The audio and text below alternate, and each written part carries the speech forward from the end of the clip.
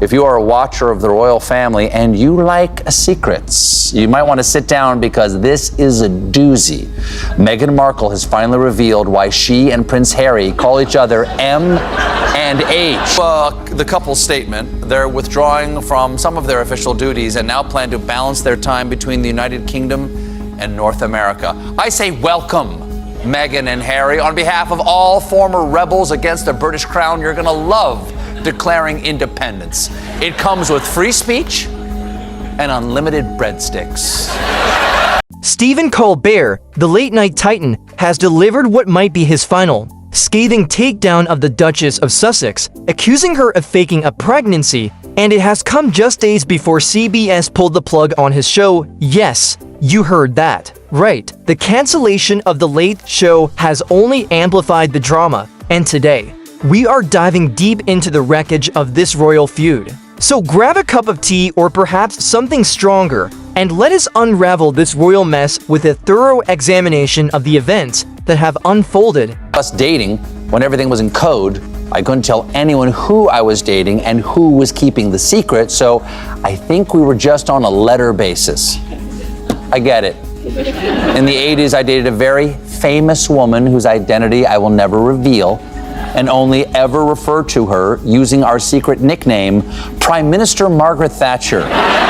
For years, Meghan Markle and Prince Harry have been the renegade royals, stepping back from their duties in 2020 to forge a new life across the pond in North America, particularly in California, where they have built a media empire. Their narrative was one of courage, a modern fairy tale where love triumphed over tradition, or so they claimed, in their carefully crafted public statements. But the gloss has been peeling away layer by layer, and Colbert, once a sympathetic voice who defended their decision to leave royal life, has turned into their fiercest critic with a vengeance. A mystery for the ages! Now, we all have our theories, of course. Here's mine. I assumed it was for the obvious reason. M is the 13th letter of the alphabet, and H is the 8th letter of the alphabet. 8 plus 13 is 21. 21 was Deion Sanders' number. His latest monologue aired just before CBS's shocking announcement on July 18, 2025, did not hold back in the slightest. He zeroed in on whispers that have circulated for years among tabloid readers and royal watchers, rumors of a staged pregnancy, a carefully curated image designed to keep the Sussex brand afloat amidst growing skepticism, and Meghan, well, sources close to her inner circle say she is enraged, her carefully constructed fortress of public relations crumbling under the weight of this public humiliation that has rocked her world. Let us set the scene with a bit more detail to understand the gravity. It says that they're all about compassion.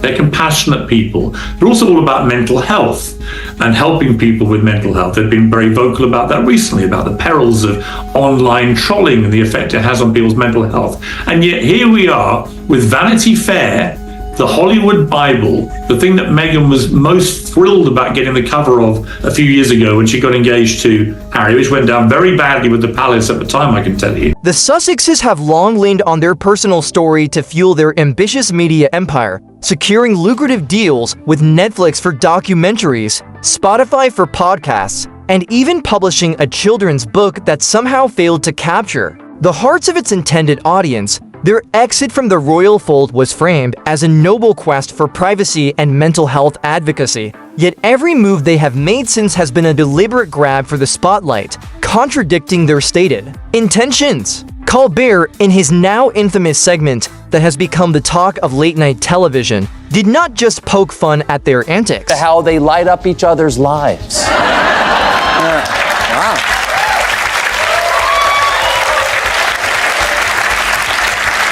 He dissected their every move with surgical precision. He pointed to the polished Instagram posts that seemed perfect to be true, the perfectly timed tears shed during Oprah Winfrey's high-profile interview, and yes, the lingering suspicions surrounding Meghan's pregnancies that have fueled endless speculation. If this is privacy, he quipped with his signature deadpan delivery that left the audience in stitches. I would hate to see their version of a paparazzi chase, complete with a film crew, a royalty-free soundtrack, and a script written by a Hollywood producer, the audience roared with laughter. Wow. Y'all look good, bro. Yeah. Y'all look good. What happened? But the sting was deeply personal for Meghan, who reportedly watched the segment in disbelief from her Montecito mansion, her anger palpable to those around her.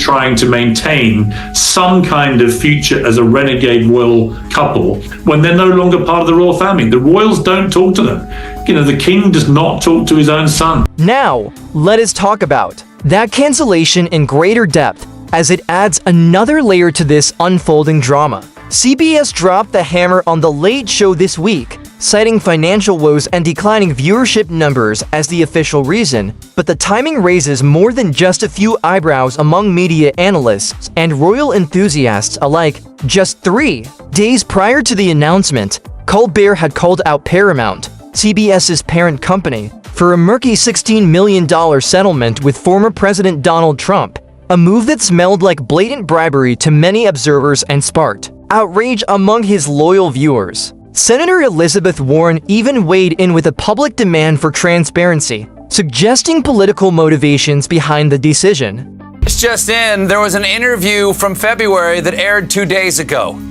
Everyone, and I can't believe I'm one of the every, is still talking about Oprah's exclusive sit-down with the Duke and Duchess of Netflix. Was Colbert's exit a deliberate silencing, a punishment for biting the hand that feeds him with his sharp wit, or was it simply the natural end of an era for late-night television, as the network executives claim with their rehearsed statements? Either way, his final swing at Meghan feels like a parting shot, a cultural reckoning that has left the Duchess isolated on an island of her own making. Hollywood, once her enthusiastic cheering squad filled with A-list celebrities, has gone eerily silent, with no supportive tweets, no trending hashtags, just an uncomfortable silence that speaks volumes about the shifting tides of public opinion. The pregnancy rumor is not a new development, mind you, and it deserves a closer look to understand its roots. Tabloids have speculated for years, pointing to alleged photo inconsistencies during Meghan's pregnancy announcements and her own carefully worded statements about her struggles behind palace walls. But Colbert brought this contentious issue into the mainstream spotlight with the precision of a seasoned comedian, turning it into a focal point of his critique. He mocked the Sussexes' Netflix docuseries, Harry and Meghan, where every loving glance and crocodile tear seemed meticulously choreographed by a team of publicists. A fake pregnancy, he mused with a pause that hung heavy in the air, his voice dripping with sarcasm that cut like a knife. Well, it fits the script, literally, for years of overproduced vulnerability, and now the credits are rolling on this tragicomedy. The studio audience erupted with laughter, a sound that echoed across social media platforms, but the sting was profoundly personal for Meghan, whose team reportedly scrambled to craft a response only to find their once loyal allies, including Oprah, Tyler Perry, and Serena Williams, conspicuously absent from the fray. It is a stark reminder that in the cutthroat world of Tinseltown, loyalty is as fleeting as a trending hashtag on a slow news day. Let us not forget the royal context. That provides the backdrop to this drama, as it adds significant weight to the narrative. Back in the United Kingdom, the palace has remained tight-lipped with their usual stoic demeanor, but the timing of this takedown aligns suspiciously with a rumored reconciliation effort between Prince Harry and his father, King Charles III. Those discreet meetings near Buckingham Palace, reported just last week by reputable news outlets, suggest a thawing of the icy relations that have defined their estrangement, an irony given Harry's ongoing legal battles with British tabloids over privacy invasions. Yet, Colbert's provocative words have reignited a firestorm of controversy that threatens to undo any progress. If even a liberal darling like Colbert, known for his progressive leanings, is turning against them with such ferocity, what does that say about the shifting sentiment among the general public who once supported their cause? The Sussexes' brand, painstakingly built on a foundation of victimhood and professed compassion, now teeters on the edge of hypocrisy that is impossible To ignore. They have decried media intrusion with righteous indignation while simultaneously cashing in on multi-million-dollar deals that rely on that very exposure, a contradiction that Colbert highlighted with devastating effect. The climax of this dramatic saga came with Colbert's deadpan delivery of the pregnancy jab, a moment that will be remembered as a turning point. Meghan's pain, he said, pausing for dramatic effect that silenced the crowd before the punchline, is so well lit, it could star in a skincare ad peddled by influencers. Maybe the baby bump was just another prop in the Sussex saga. Rented from a Hollywood prop house for the occasion, the audience gasped in shock, then laughed with a savage, unrestrained sound that reverberated across social media platforms, from Twitter to TikTok. Threads exploded with memes poking fun at the delivery, duets on TikTok mocked the exaggerated romance, and Piers Morgan, never one to miss an opportunity to stir the pot, piled on with his own vitriolic tirade on his television program, Suicidal. At Buckingham Palace, he sneered with a smirk that viewers could feel through the screen. I would believe it if the evidence was not as staged as her overpriced jam jars sold under the As Ever label. The backlash was swift and merciless, and Meghan's prolonged silence only fueled the fire of speculation, leaving her public image in tatters. But here is where the story takes an even more intriguing turn that demands our attention: the Sussexes' media empire is showing undeniable cracks that cannot be ignored or papered over with more glossy productions.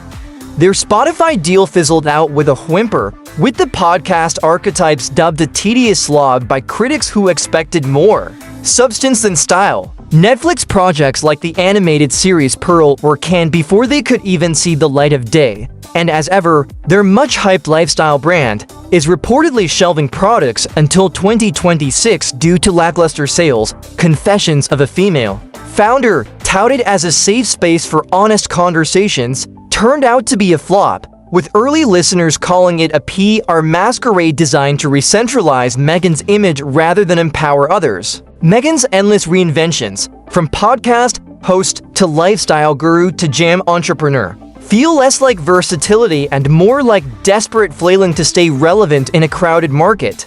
And Harry, his pitch for a podcast exploring childhood damage with guests like Vladimir Putin and Mark Zuckerberg, was laughed out of the room by industry insiders, a testament to the declining credibility of their ventures.